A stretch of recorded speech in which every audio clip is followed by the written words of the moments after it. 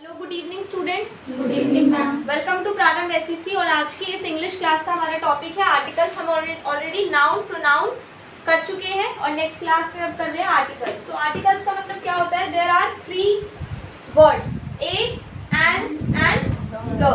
These 3 are the part of articles. Simple है। तो छोटी क्लासेस में हमें ये सिखाया जाता है कि यहाँ पर ए आएगा, यहाँ एन आएगा, ये सिखाते है ना। कि बकेट है तो क्या आएगा? A bucket. ऑरेंज है तो क्या आएगा? N orange. क्यों? क्योंकि वॉवल है ओ। तो देखो, सबसे पहले तो मुझे ये बताओ कि द होता है या दी होता है? दी दी द दी दी दोनों होता है, ब्रिटिश और अमेरिकन के हिसाब से।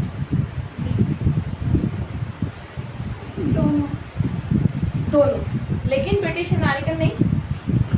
हाँ, ब्रिटिश अमेरिकन एक्सेंट का यहाँ पर कोई फर्क नहीं पड़ रहा। यहाँ पर द और दी दोनों ही प्रोनाउंसिएशन इंग्लिश में यूज की जाती है। कहाँ यूज होती है? देखो, सबसे पहले तो a, an and the, these are 3 और called articles. They are also classified as adjectives.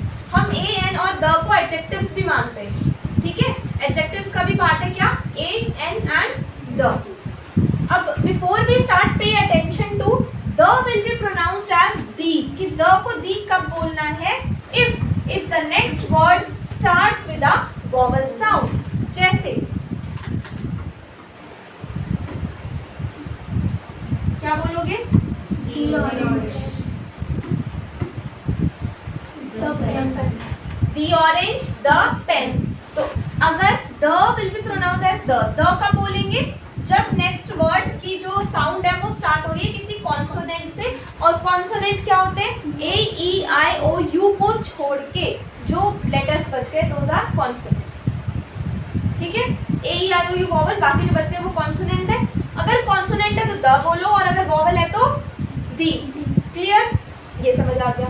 उसके बाद यहाँ पर है आर्टिकल्स कितने टाइप्स के होते हैं? Basically there are 2 types of article, definite and indefinite. तो डेफिनेट में तो द आता है और इनडेफिनेट में ए और एन आता है, ठीक है।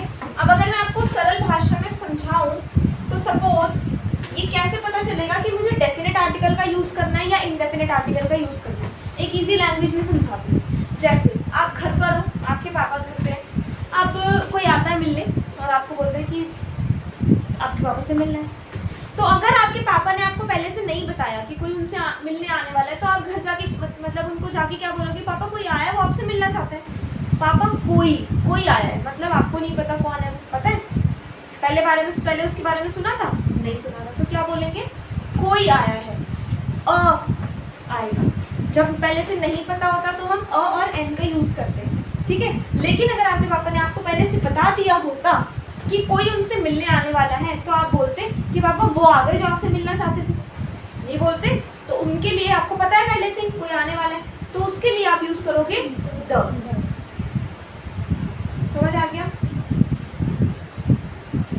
जैसे हम स्टोरीज स्टार्ट करते हैं तो हम ऐसे स्टार्ट करते हैं ना, once upon a time there was a boy. एक बार की बात है, वहाँ एक लड़का रहता था, तो एक लड़का या कोई लड़का रहता था, पता नहीं कौन था वो, ठीक है। और अगर द लगा दिया इट मीन्स आपको पता है। जैसे हम द का यूज उन्हीं के साथ करते हैं जो यूजुअली हमें पहले से पता होता है। जैसे द सन, जो यूनिवर्सली मतलब काफ़ी फेमस चीज़ें हैं। मोरल ऑफ द स्टोरी, हाँ, the moral of the story. इस तरीके से थोड़ा सा और डिटेल में अभी आगे बताती हूँ। अच्छा, अब ये देखो, where to use a and where to use an. तो सिंपल है, an will be used if the next word starts with a vowel sound and a will be used if the next word starts with a consonant sound. For example, a boy, a pen, a university. अब आप बोलोगे कि ma'am a university, यहाँ तो n आना चाहिए था, लेकिन यहाँ पर किसकी साउंड आ रही है? इसलिए a लगा दिया। a ear, an ear, a bucket, an honest। यहाँ पर साउंड किसकी आ रही है? किसकी आ रही है? ऑनेस्ट। तो इसलिए क्या लगा दिया? An hour, an M L A किसकी आ रही है? ए की साउंड, इसलिए एन लगा दिया। ए एम एल ए नहीं होगा, an M L A, M L A, M A N. Sound पे ध्यान देना। A union, an orange. समझ आ गया? इजी चीज है, कोई दिक्कत नहीं है। सेंटेंस में अगर ये आ जाए MLA से पहले A लिखा है तो आपको क्या करना है, उसको N करना है। ये गलत है भाई, इसमें पूरा सही है, ये गलत है बस, ठीक है। अब जो मोस्ट इंपॉर्टेंट है इस टॉपिक का वो है where to use the and where not to use the. तो सबसे पहले बता रही हूँ वेयर टू यूज द, कि द का यूज कहाँ पर करना ही है। द का यूज यहाँ पर तो होगा ही होगा, अगर सेंटेंस में नहीं है मतलब लगा के जो ऑप्शन होगा जिसमें द लगा रखा होगा वो सही है, और अगर है तो हटाना पड़ेगा अकॉर्डिंग टू दी रूल्स। सबसे पहले क्या रूल है, the will be used with unique people and objects. The will be used with unique people and objects. जैसे कि यूनिक ऑब्जेक्ट है the sun, the earth, the moon, the president, the CEO, the world and the star, the sky, ठीक है। With adjectives, adjective पढ़ा ना हमने अभी, कब, कल पढ़ा था, परसों, नेक्स्ट क्लास में, लास्ट क्लास में। Adjective referring to a whole group of people, कि ऐसे एडजेक्टिव्स के साथ द लगाना है जो एक पूरे ग्रुप के लिए यूज किए जाते हैं। जैसे गरीब लोग ग्रुप के लिए यूज हो रहे हैं ना, तो poor, the poor people, the rich people, the youngest one, the old one, young, old, rich, poor, ऐसे एडजेक्टिव्स जिनको हम पूरे ग्रुप के लिए यूज करते हैं उनके साथ भी क्या करना है, द लगाना है। With famous buildings, museums and monuments, with famous buildings, museums and monuments, जो फेमस बिल्डिंग्स हैं, म्यूजियम्स हैं, मॉन्यूमेंट्स हैं, उनके साथ भी हमें क्या करना है, द लगाना है। जैसे the Taj Mahal, the Qutub Minar, the Lal Qila, the Eiffel tower and the globe. समझ आ गया, ठीक है। फिर उसके बाद है with superlative degrees of an adjective. Adjective की जो सुपरलेटिव डिग्री होती है ना, थर्ड वाली डिग्री, मोस्ट वाली और EST वाली, हाईएस्ट, लकीएस्ट, तो उसमें भी क्या करना है हमें, उसमें भी द लगाना ही है। The highest, the most, the lowest, the youngest, the oldest, the poorest. समझ आ गया, हमेशा आएगा, हमेशा। उसके बाद है with ordinal numbers. Ordinal numbers क्या होते हैं, जो ऐसे लिखे होते हैं, लास्ट, फर्स्ट, सेकंड, थर्ड, ये these are called ordinal numbers. तो ऑर्डिनल नंबर्स के साथ भी हमें द लगाना है।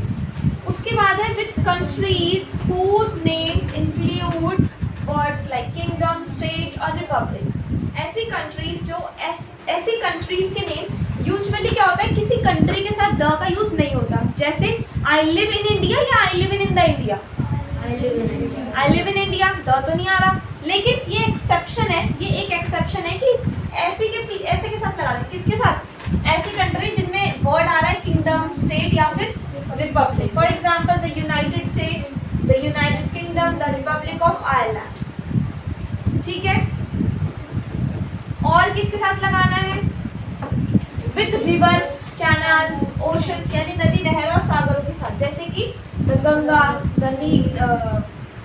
नाइल रिवर होती है, the Atlantic, the Pacific ocean.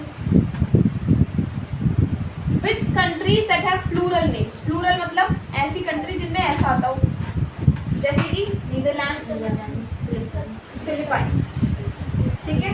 ऐसा ना लास्ट में, इसलिए हमने द लगाया, वरना द नहीं लगा। With the names of the families, families के नेम्स के साथ, जैसे कि the Rana, the Khan, the Rawat, the Guptas, the Jacksons, ठीक है। द भारद्वाज, द कुमार्स, क्या है आपका, ऋषभ कुमार ही है ना,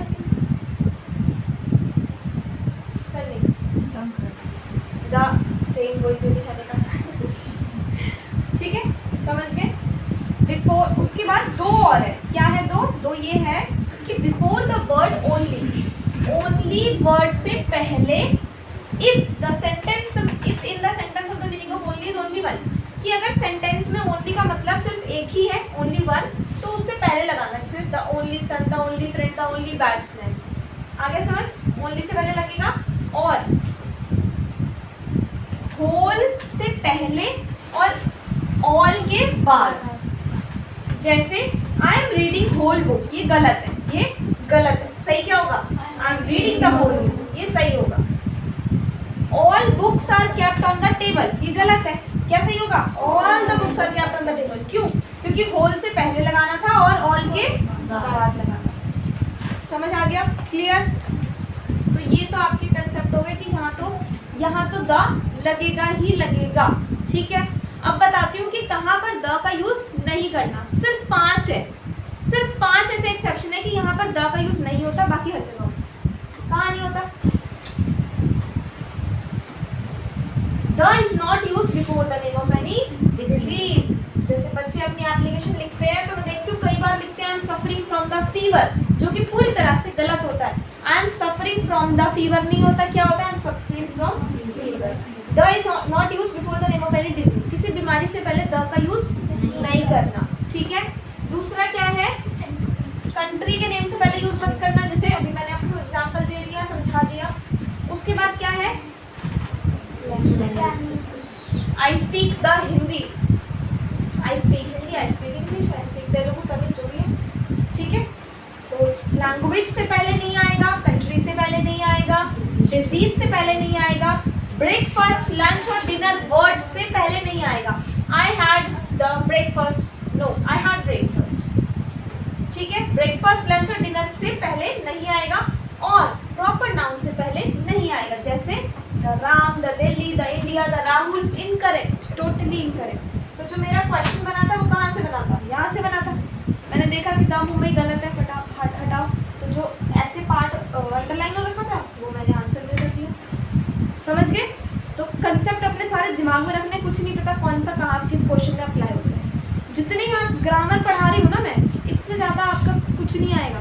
ग्रामर यही होगी, वोकैबुलरी कुछ भी हो सकती है, वर्ड कुछ भी हो सकता है, बट रूल तो यही है ना। जैसे मैथ्स में फॉर्मूला एक ही है, क्वेश्चन कुछ भी हो सकता है। सिमिलरली ग्रामर एक ही है, रूल एक ही है, कंसेप्ट एक ही है, पूछा कैसे भी जा सकता है, कहीं भी कोई भी चीज़ मिक्स करके पूछ लेंगे, ठीक है। तो आज की क्लास में इतना ही। Thank you so much.